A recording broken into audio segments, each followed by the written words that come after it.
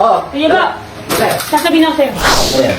Tara, yayain natin mga asawa natin mag-date. Kain tayo sa labas. Eh, tama yung idea mo. See?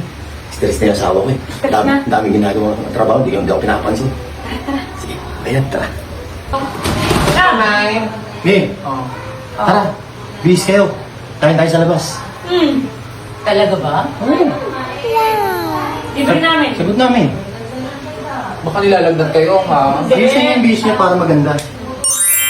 Sige. Well, Ah. malaman niya. Oh, wait lang namin. Tayo. Oo, suotin mo yung bagay. Sabi niya Wow! Ang gaganda naman ng mga asawa. Tara na. sapatos pa ako. Eh.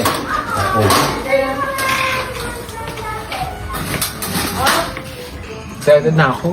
Ako din. Ano yan? Ito, kakain tayo sa labas, di ba? Labas ng bahay. Oh. ayun Pinanda namin. Anak ka ng